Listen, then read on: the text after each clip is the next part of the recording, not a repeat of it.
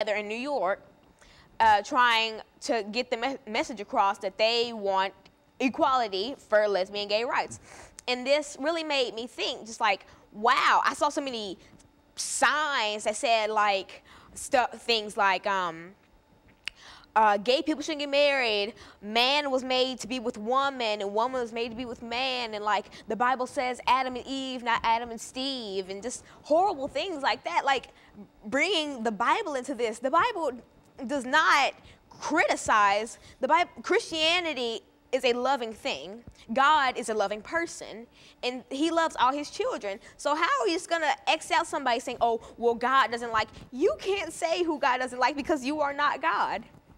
And you know what?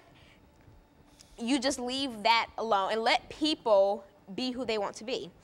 And so I think that it's really heartbreaking how so many people can be so ignorant just because of something they don't know. And it's also reminded me of the American Civil Rights Movement.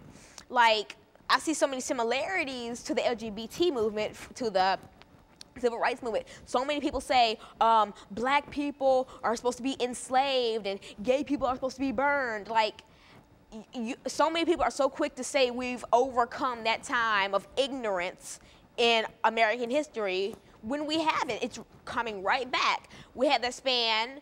I mean, ignorance is never going away, apparently, even though Martin Luther King did not die for this. He died for rights, human rights.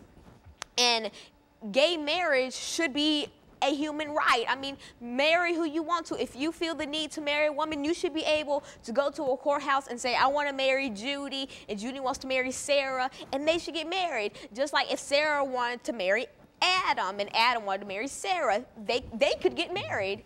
But see, Sarah can't marry Emily. And why can't Sarah marry Emily? Because they're two women. What is the big difference?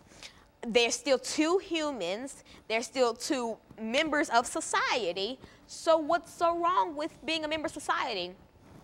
What's so wrong with being in love with who you want to be in love with? Some people just don't fit the average criteria, and oh what? Everybody's different. Everybody's special in their own way. And so I don't think that they should be X'd out or just pushed away like African Americans were during the Civil Rights Movement. Because think of how you would feel if you wanted to marry the same gender as you, and you couldn't. That's how black people felt when they wanted to marry white people back in the American Civil Rights Movement. They couldn't. You know, I think there's an interesting item here that we'd like to sort of bring in, because I think you've mentioned the Stonewall riots, and you've also made some kind of comparison to the same riots in California at the time, the LA riots at the same time, and I think that most people don't understand. Well, why don't you talk about that? Because earlier I was thinking about it, and not that I'm really comparing the LA riots to the Stonewall riots, but they were both triggered by an event that shook up a community.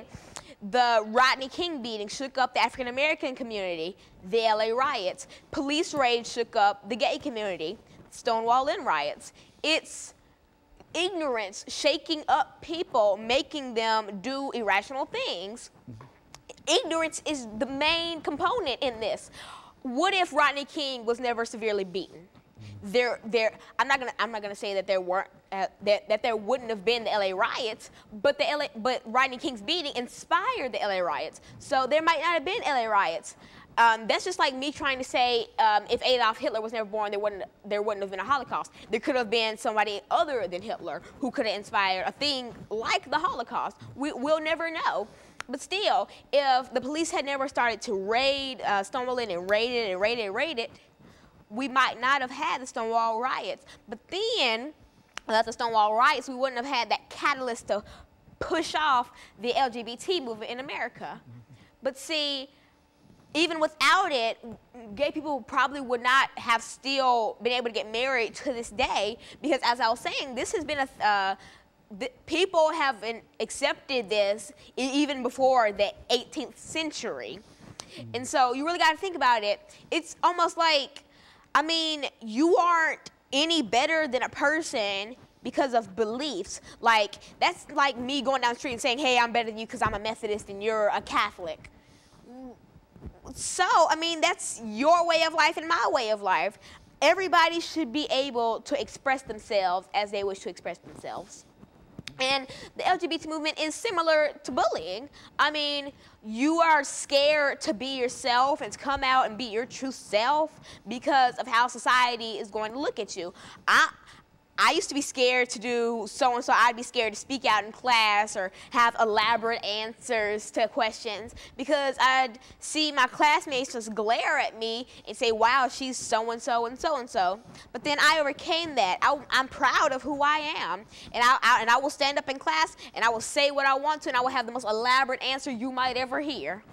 Okay, because I'm true to myself. And Alana, I think, and while you're dealing with all of these elaborate answers that you're giving us now, and we certainly appreciate that. What we're going to do, we're going to take this second commercial break, and then when we come back, I want you to get into other aspects of this movement and the impact that it is having.